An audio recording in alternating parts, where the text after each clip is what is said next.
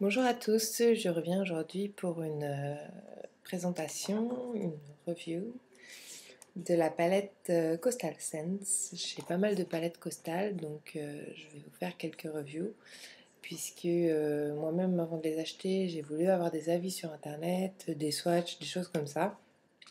Et mis à part les palettes 88, on a beaucoup de mal à trouver des reviews des autres palettes qui pourtant le méritent bien.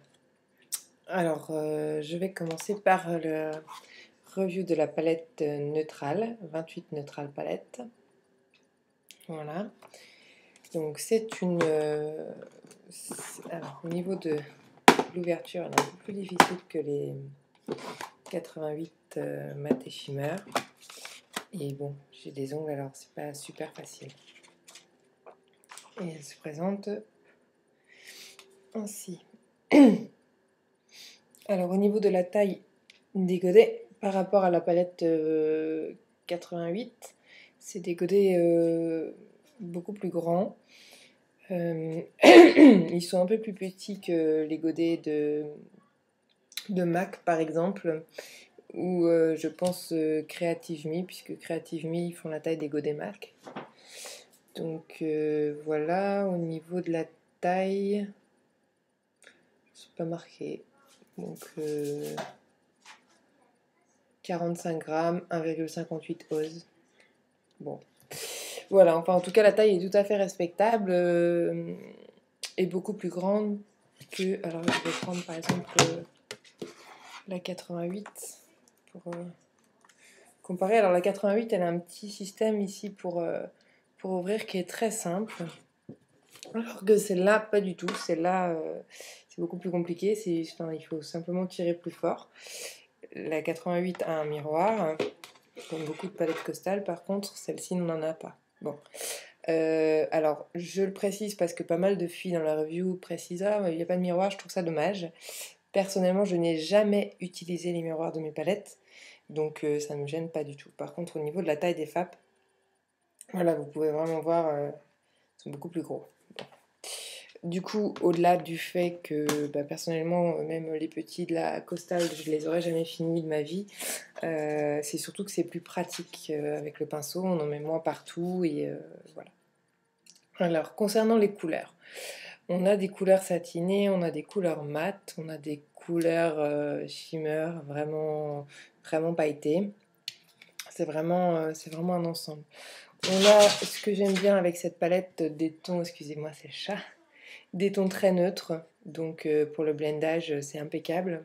Pour mettre sur la paupière fixe et pour blender les couleurs, ça me rappelle un peu Vanilla de MAC. On a également des couleurs très foncées. Donc c'est pareil pour le creux, etc. Ce qu'on peut reprocher à certaines palettes, c'est d'être obligé d'en ouvrir une deuxième pour pouvoir peaufiner son make-up. Avec celle-ci, avec la 28 neutrale, j'ai fait plusieurs looks plusieurs fois et j'ai pas eu besoin de prendre mes palettes MAC à côté.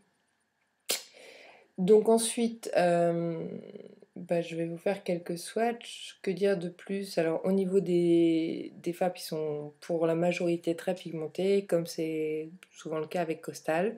Au niveau de la tenue, je mets systématiquement une base. En général, c'est Urban Decay, la PP. Par contre, au niveau du blendage, alors les couleurs se blendent assez bien, mais sans se mélanger, comme ça peut être le cas avec certaines marques de FAP. Et je trouve qu'il reste vraiment... on peut faire un travail sans que les couleurs soient vraiment complètement mélangées. Et malgré tout, se blendent très bien et se fondent bien entre elles pour des beaux dégradés. Donc voilà, je trouve ça assez sympa. Alors au niveau des couleurs, on a des couleurs voilà, pour la touche lumière qui sont très, très sympas. Vous voyez, c'est vraiment très pigmenté. On a du neutre, c'est celui-ci que j'utilise en général, puisque pour moi, ça me rappelle vraiment Vanilla. Il permet vraiment de bien fondre les couleurs. On a des couleurs un peu plus foncées, pareil, donc toujours les tons très clairs. Voilà.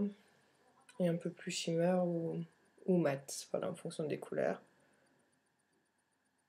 Donc c'est vraiment, donc pour tout ce qui est touche lumière, c'est vraiment sympa.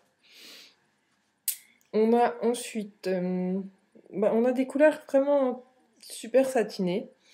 Moi j'aime beaucoup. Alors malheureusement la webcam vous n'allez pas voir grand chose. On voit quand même quelques reflets. Mais, mais on voit pas grand chose. Bon. Je vous ferai des photos des swatchs aussi. Je pense que c'est surtout ce qui va vous intéresser le plus. Voilà, simplement pour vous montrer. Alors, on a certaines couleurs qui m'ont pas déçu, mais bon, je m'attendais par exemple sur un brun comme celui-ci, qui soit vraiment foncé, ou du moins que la couleur ressorte. Et elle ressort beaucoup plus claire sur le doigt, et encore plus après en application sur la peau. Donc, bon, maintenant, ça reste quand même bien pigmenté.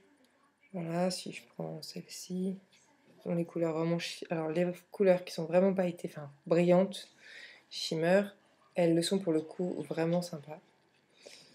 Et à utiliser, elles sont douces, elles sont limite crémeuses, alors que les fards qui sont plus satinées ou plus mat, c'est toujours un peu plus sec. Moi personnellement, j'ai beaucoup de mal à travailler les couleurs mat, comme celle-ci. Par contre, c'est vrai que les couleurs, voilà, les shimmers sont très... Je vais vous prendre ces trois là. Elles sont vraiment très sympas, super faciles à travailler. Je vais mettre...